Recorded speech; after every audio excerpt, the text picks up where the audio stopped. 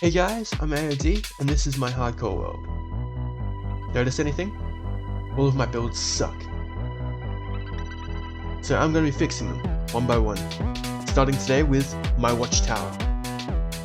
I'll be showing you how to transform your builds from this to this.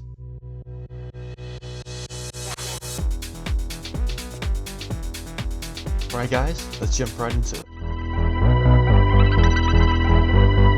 For the design phase, I want you to know before you start building what your goal is with this build.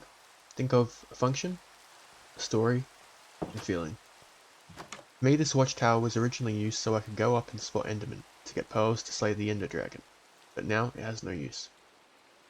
So, I'm thinking of a ruined tower, maybe it's a bit destroyed and has some overgrowth. For the story, I want this to be a place that doesn't have a purpose now. Perhaps objects in the environment can show that it has maybe taken up a new resident, or that it's no longer serving its original purpose. So here I'm thinking maybe makeshift structures, and maybe a camp or a small living area. The feeling I want to instill here is curiosity. Maybe curiosity about what the building is doing. What kind of purpose did it serve? Why is it here? And why is it destroyed? The decay, which is the next feeling I want to invoke, I want to show that the landscape is taking over. That things are falling apart. That this place is no longer in use. It's kind of tying all these concepts together. And I also want to have a bit of dread. So maybe the dread is that someone is still living here, that this place is destroyed and ruined, and yet something or someone is still living here. But on the flip side, maybe that could be a bit of hope too. So these are the things and the feelings that I want to instill in this build. So, as you can see here, our shape is very basic. It's basically just a square. It was originally made with lava and water to build it quickly. Of course, this isn't going to do, so let's get rid of it. Now when I think of a tower, I think of a circular shape, so let's start with that. Next, we want to also figure out the height and the scale of the build. So we're going to build the first layer and see how things go from there. Now try make sure you do this in one material to make sure you get the shape right without any sort of interference from textures. Next, we're going to build a second layer because we want this to be at least two levels high before we start to do the ruining process of the building.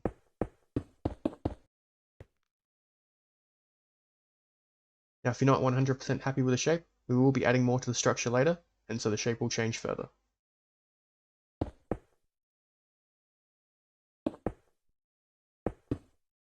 Now when doing any ruined structure, I highly suggest you take some red wool and mark out roughly where you want the damage to be.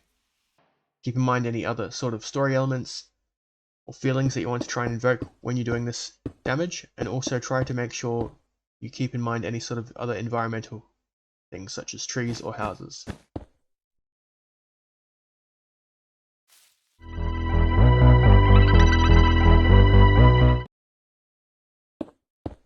Now, as you're doing this, as well as with any further changes, this is environmental change, and normally our brains think of symmetry as something that's going to be man-made, and so naturally the inverse to that is any sort of environmental changes, such as maybe damage or plant life. I'm going to want to try and make it asymmetrical. So plant life and other sort of things, try to make it an uneven amount of blocks. 1, 3, 5, 7, 9, etc.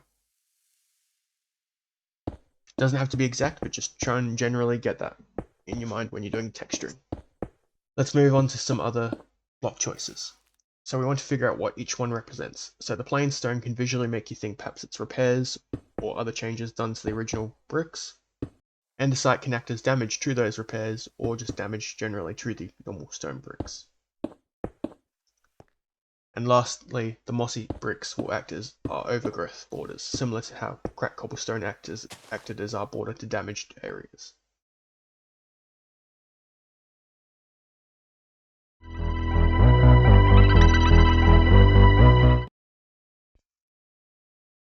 Next is a process I call melding. Melding is like blending the structure into its environment, and it's going to involve a few different things for each different build. In this case, for our building, we're adding a structure of tuff around the base. This helps add sturdiness and structural integrity to the design and shape of the build. It also may take the form of adding some walls, stairs and slabs around the damaged areas of the build to smooth out the sightlines from the ground. Speaking of ground, it also involves adding some grasses, trees and other flora close to the build to make it seem like plant life has grown around, and in this case in the structure. This helps blend everything together. From the top of the building, the stairs, walls and slabs help smooth out the transition to the build. The foundation at the bottom, the tuff, helps bring the ground upwards around the structure. And the plant life just helps shape and frame that all together.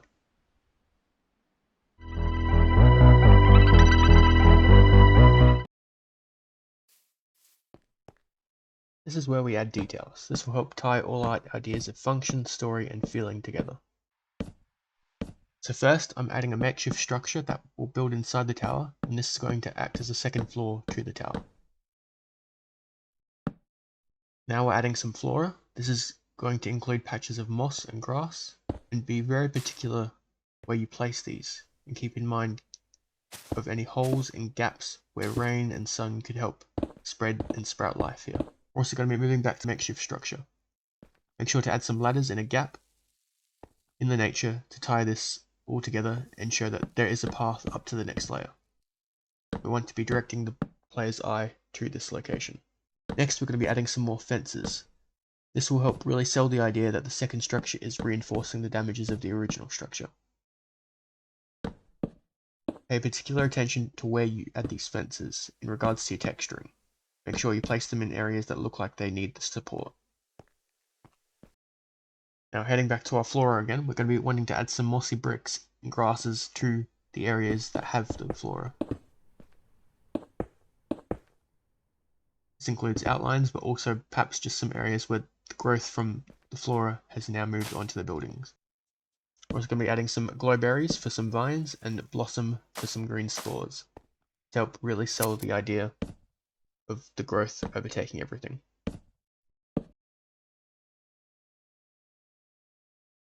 And don't forget to add a few cobwebs to give the idea that this is mostly abandoned.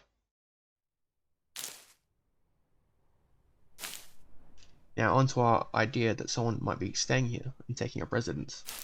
I'm going to add a sleeping bed in between some cobble and mossy cobble to act as a bedroll or sleeping bag that they might be staying on. And don't forget some other minor details such as a chest and crafting table and perhaps some candles to show that this is still in use. Our final step is lighting. Lighting is incredibly important in your builds, even more so with shaders. Now remember, when you're doing lighting, you're going to need to do it 2 times, once during the day and once at night. Our biggest friends in this particular build is going to be glow lichen, candles and lanterns. With the lighting we want to be doing 2 things, showing a path for the person in the building, and also drawing attention to particular things in the build. So for our path, maybe the ladder, and for drawing attention, perhaps the sleeping area, or perhaps the windows and the nature outside. Now you're also going to want to make sure that you keep in mind of the lighting coming from the inside and the outside of the build. As too much of one can ruin the effect that you're going for with your build. Now I'm going to be adding glow lichen to the holes, such as the windows, and any other gaps in the building,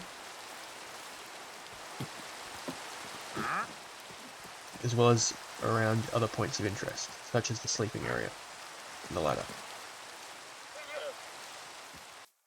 To really help with this, I'm going to be placing a lantern at the top of the ladder to light up the path from below. As for candles, we're only going to be wanting to light 1 or 2, but make sure to have others around to try and sell the idea that this is somewhere that the person is just sleeping in, not somewhere they're actually actively living in. Remember, we want it to be showing the person is staying here, not that they're living their life here. And too much light can really break that immersion.